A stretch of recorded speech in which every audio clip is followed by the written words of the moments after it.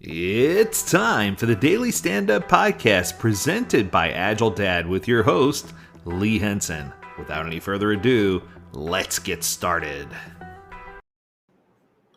All right, how exciting. I just got another email from Mike Cohn, my favorite man. And he's continuing talking about user stories. And in this episode, he talks about how to introduce user stories to your team. I like this. And he gives a couple of helpful tips. So the first tip is to start with some definitions. I love this tip. So let's keep going. A user story describes something a user wants. The story usually follows this template. As a type of user, I want or need, or I'm required to do this thing so I can accomplish this end goal. That's the best I think I've ever heard that explained. So I'll read it one more time. It says, as a type of user, I want or need or am required to do this thing so that I can accomplish this end goal. I love it. And if you think about something that's too big or a giant user story, those are often called epics. There's nothing more, nothing less. It's just a simple definition. And then you have a theme. A theme is a collection of related user stories. Some people have introduced the term feature to mean user story that's big enough to be released, or perhaps big enough that users will notice a change and be happier. All of these definitions are only useful if they simplify discussion about the product you're developing and get everyone on the same page. So you need to have the conversation around epics, features, user stories, and how you have them aligned. And Mike, I'm going to add in, I think a lot of this has to do with the confusion that has been created by some of the tooling solutions, where Jira puts things in one order, features in the roadmap break down to epics, oh no, wait, that's the opposite. It's epics in the backlog breakdown of features, breakdown of backlog items, breakdown of tasks. In Azure DevOps, they talk about the other way around, where epics break down into stories and features are in the roadmap.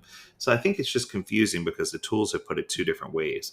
So I think getting everyone on the same page and starting and leaning in with some definitions is definitely a very good idea. Okay, let's go to tip number 2. Add the right level of detail at the right time. I like this one too. Oh, and he uses my favorite analogy, like Goldilocks and the Three Bears. We don't want items in a product backlog to be too little detail or too much detail. We want to try to make the detail just right. If a product owner writes a user story that includes too little, the developers won't know enough during the sprint planning to understand what they're trying to build. If excessive detail is included, the time and money spent adding that unnecessary detail is wasted because no one's ever going to take the time to consume exceptional amounts of detail. It's unlikely a team's backlog or team's product backlog will be detailed perfectly right off the bat. This means that the team will have to iterate towards the right amount of detail over time.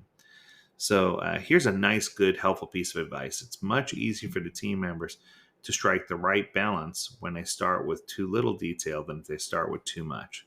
So start by filling the user story template in with the bare minimum, and let the conversation flow between the product owner or product owner's representation and the team to make sure the team has everything they need to continue down that invigorating stretch to the finish line, if you will, right? Okay. And then finally, tip number 3, Mike says, one of the most common struggles faced by Agile teams is the need to split stories. Amen, brother.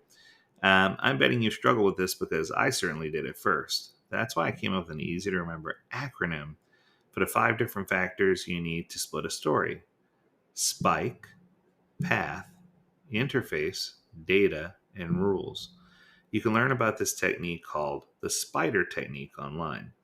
Now, here's where it gets interesting.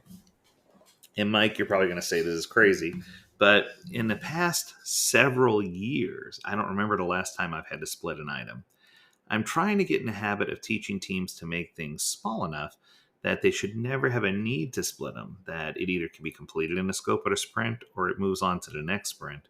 I stray away from creating things that are too large. And what I found is by doing so, it forces additional detail and gets everyone on the same page that much sooner. So that might be the only addendum I have for this. Try to keep things small in size.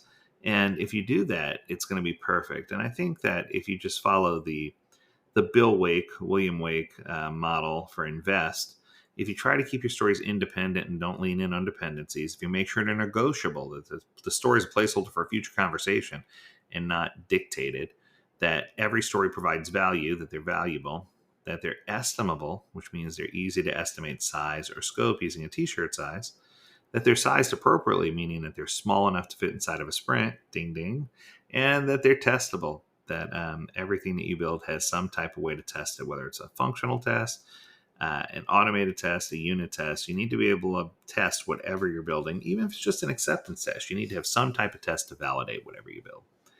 Okay.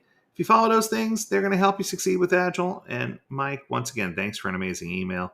If you have questions about this topic or any others, feel free to reach out to us. Learn more at agiledad.com, where we would love to hear from you. And as always, we encourage you to stay healthy, stay well, and stay agile, my friends. Until next time, do take care.